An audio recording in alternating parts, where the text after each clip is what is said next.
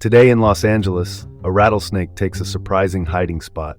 A tragic shooting leaves a family in turmoil, and a longtime fugitive is caught living a double life. I'm Dean Bark. Welcome to the City Report with Dean Bark in Los Angeles. Let's start with this. In Santa Clarita, a city just north of downtown Los Angeles, a toddler was bitten by a rattlesnake hiding under an Amazon package. Addie, a 3-year-old girl, was bitten at her home by a southern Pacific rattlesnake, a venomous species native to Southern California.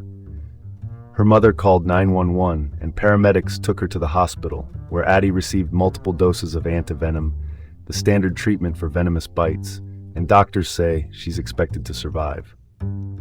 Wildlife officials say warm weather patterns are bringing snakes out earlier and more often.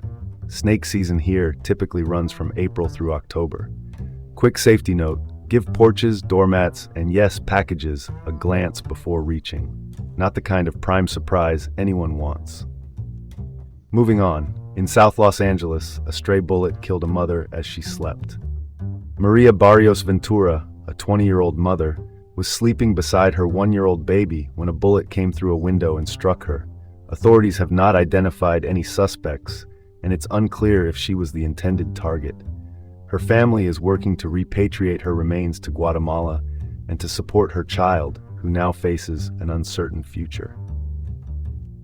It's a brutal reminder that gun violence doesn't just make headlines, it shatters families in an instant. Let's pivot to the next story. A fugitive on the run for 21 years was caught living as a biopharma executive in Los Angeles. Ronald L. Fisher, who also used the name Richard Graydon, had been convicted in absentia in 2005 of first-degree sexual assault, stemming from a 2003 attack on a yacht.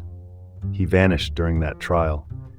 Federal agents arrested him in mid-July off the coast of New Jersey on a 56-foot yacht called Silver Lining. For years, Fisher lived in plain sight as an executive at Imix Biopharma, a Los Angeles-based biotechnology company. His capture raises uncomfortable questions about vetting and hiring practices at that firm. He reportedly used more than a dozen aliases over 2 decades. Looks like someone forgot the memo that background checks aren't a formality. Next up, an LA homeless nonprofit is under scrutiny for payments to companies owned by its own chief executive. A Step to Freedom, a Los Angeles nonprofit that provides housing and meals for people exiting jail, has grown rapidly with taxpayer funding. Over 3 years, about $1.7 million went to companies owned by its CEO, Kenya Kroom. Those companies include ASF Solutions LLC and R&K MGM Firm Inc., which supplied meal services.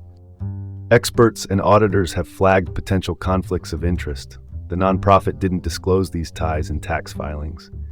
County officials have identified conflicts and are seeking repayment of some funds. The organization says the contracts saved money compared with outside vendors, and notes it's serving more people as revenue climbed from roughly $25,100 in 2018 to about $5 million, largely in public dollars. What's the takeaway? When taxpayer money is in play, conflict of interest rules aren't optional. If you're signing both sides of the check, you should expect questions. Shifting gears, last up. Federal loans are being cut for degree and certificate programs whose graduates consistently earn low incomes under a new rule from the Trump administration's Education Department. The policy targets programs with weak earnings outcomes, with cosmetology, arts, and some mental health fields among those most at risk. The stated goal is to curb student loan defaults and ensure programs lead to real economic advancement. The department plans to use IRS income data 4 years after completion to judge outcomes.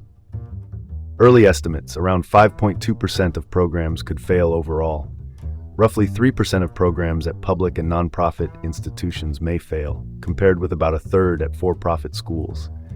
About 4.2% of students using federal loans are in programs likely to fail the benchmark. Supporters call it overdue accountability. Critics say a narrow earnings test could punish essential fields that don't always pay high wages but provide vital services. Let's cut to the chase.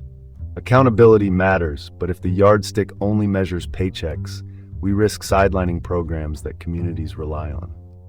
That's all for today on the City Report. with Dean Bark in Los Angeles.